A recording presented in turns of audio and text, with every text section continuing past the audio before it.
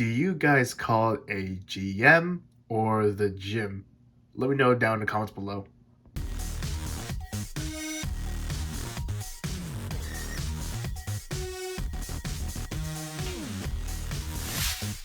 How's it going, guys? It is Plastic Disasta here, recording in a funny angle. And if you guys been subscribed to me long enough, you know I've been taking a look at a 1/144th Gunpla. So I thought, maybe I should kick it up a notch and take a look at a 1/100th scale. That is what I'm going to do. We are going to take a look at the Master Grade GM. And if you guys don't know what the GM is, it's basically a grunt mobile suit from the original Gundam series. As you can tell, the body is similar to the original Gundam. I mean, the GM is basically a mass production mobile suit of the Gundam. Taking a look at the box side, we see the GM with the beam saber and the shield and an auto destroyed mobile suit. And taking a look at the background, we got a battle going on there. Looking at this side of the box, we have the front and rear shots of the model kit. We got the weapons, and you can choose which style of front armor you want. And we got the close-ups of the cockpit, the head, Rancil, the little 1/100 scale pilot, and it comes with marking stickers, and so you can choose which logo you want. Looking at this side of the box, we see the GM in action poses and showing off the cool articulation.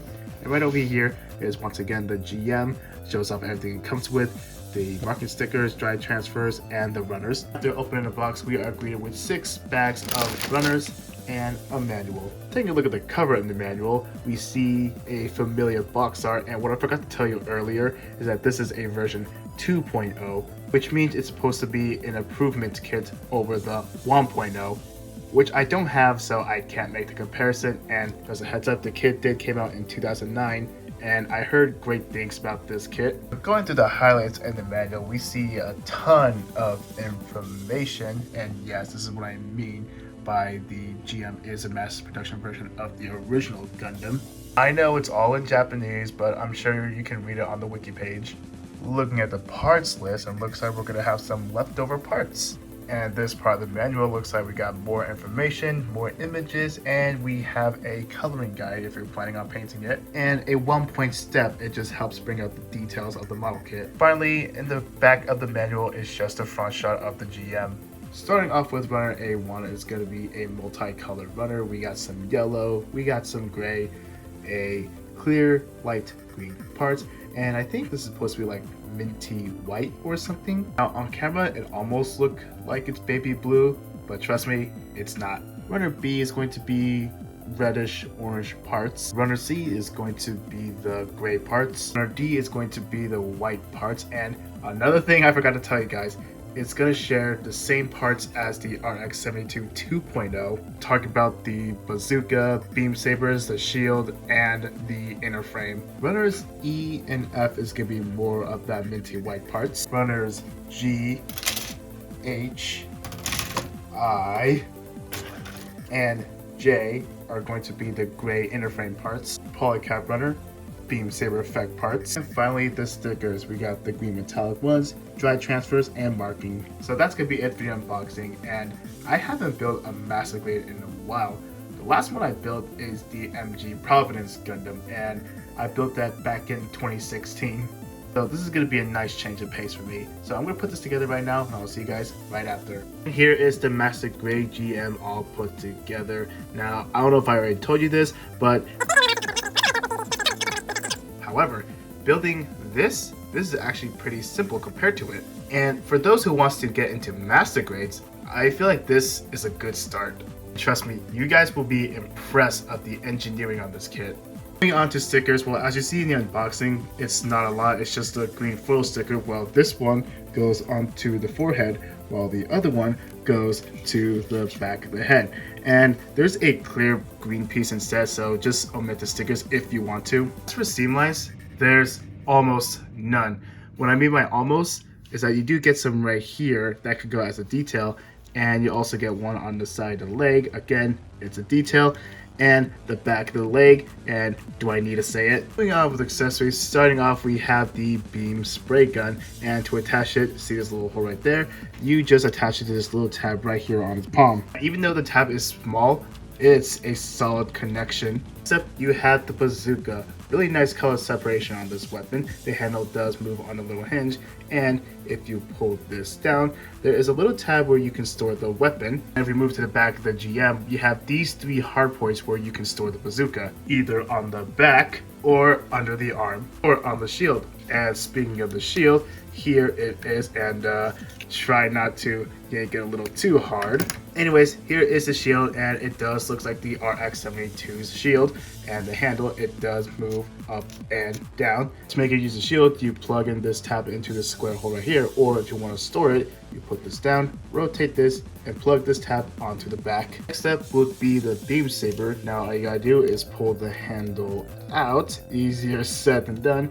Close that up and bring in the beam saber effect part, plug it in, and here's what it looks like with the beam saber. Now I know it only has one, but it does come with a second one, because remember earlier how I said that it shares the same parts as the RX-72 2.0 kit, which means I can store 2 beam sabers like the original Gundam does. Finally, you get a 1/100 scale pilot, action-based adapter, and an alternate front skirt pieces. For articulation, the head is on a double ball joint, but you don't get a lot of movement. The shoulder pad does move up and down. It can swing out by a lot, and just a heads up, this kit may be a little finicky, so if you see parts falling off, don't mind it. The arm does rotate. It can move up this far. You get a bicep rotation, double bend on the elbow. The wrist is on a ball joint and on the hinge, so it can move back. Moving on to the hands, the thumb is on a ball joint, and the index finger, there is a ball joint right down there and a hinge. And for the rest of the 3 fingers, it's the same thing, but these 3 are stuck together. So it's basically like a trigger finger split. Moving on to the torso, you get a limited waist swivel. It does move forward and back just a little bit, and a slight side to side.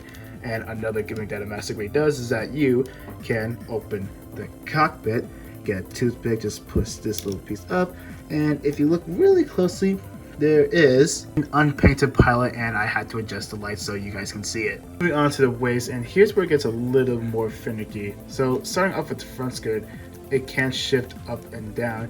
It can move up this far, and as for the side skirt, it does move up this far, but it pops off a little too easily. And as for the back skirt, it does move out, and that also pops out too easily. And just to show off the legs articulation, I'm just going to leave the side skirts out just to make it easier. So the leg can move up this far, can move this far back, and it does pop off a little too easily as well.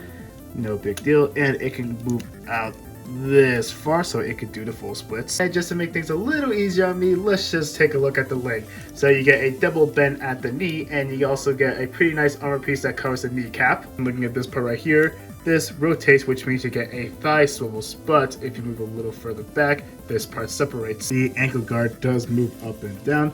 The foot can go forward this much, and this part does tend to fall off. It can move back this far. You do have a rotation on the ankle, and you do get a little foot bend, or a toe bend, you want to call it that. And as for a pivot, you get a pretty decent one, and this part keeps falling off on me. Moving on to the backpack, the only movement you're going to get is like a ball joint in there, and this part moves out if you want to store the beam saber. Hey, guess what? I think I solved the issue. So apparently I have to push it all the way in until I hear a sound. So now the leg moves fine. Hey guys, editing Plastic Disaster here. Forgot to tell you 2 things. First off, let's go back to the shield. Now, if you move this piece up, it covers a little hole. Second thing I want to tell you is that these little chest vents right here, it does move ever so slightly, but the thing is, you're really not gonna notice it. But yeah, that's all I gotta tell you. Overall, the articulation on this kit is really good despite the struggles I had with the waist skirt armor, but that's okay. That's an easy fix. All you gotta do is just thicken up the ball joint just a little bit with super glue, and it should be okay. Size comparisons, let's start off with a 1/44 scale Gundam. Now, just a heads up, they're both standard size, and once again, this is a 1/44 scale, and this is a 1/100 scale. Except here it is right next to another 1/100 scale kit, the Barbatos Lupus. Now, this is taller than the GM, of course. Finally, here it is right next to Optimus Prime and Godzilla.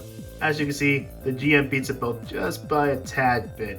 that's about it for the size comparison. Let's move on to my final thoughts. Moving on to my final thoughts. Overall, I really enjoyed this kit, and I'm so glad that I got back into building master grades. Now, I haven't decided whether I want to do just a simple detail work and weathering, or I want to give it a full paint job, but I'll let you know on a YouTube post. But even out of box presentation, it still looks pretty good. But the only downside is that there's not a lot of surface detail. But if you guys do some scribing on your Gunpla kits, that's no big deal. I highly recommend this to beginners and experienced builders. And if you guys have the Master Grade RX 72 2.0, comment down below and tell me your experience about that kit. So that's gonna be it for the review. I want to say thank you guys so much for watching. If you guys are new here, want to see more content like this, be sure to subscribe. Questions, concerns, comment down below. I'll see you guys in the next video. Okay, so I have a little confession. I accidentally cracked it and I had to glue it.